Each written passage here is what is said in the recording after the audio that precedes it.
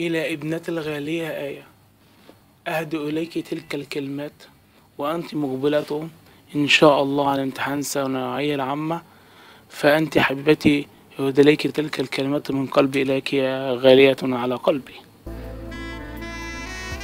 أغلى ما رزقني ربي في عمري ابنتي، فيوم ميلادك بارك الله في عمرك وزاد رزقتي. اليوم أنت مقبلة على امتحانات يا حبيبتي، أنت عمري، أنت روحي، أنت هيامي، أنت خلوتي.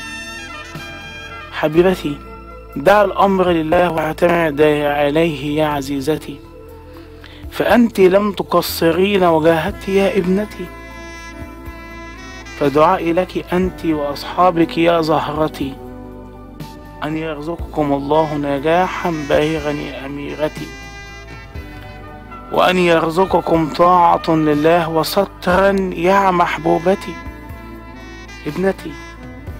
ابنتي بأي شيء ارتضيه لا تبالين، وبإذن الله سوف يعطيك النجاح وتسعدين، ويرزقك كل ما تتمنيه، وبإذنه سوف تتفوقين. اطمئني إن الله سوف يعطيك ما تتمنيه.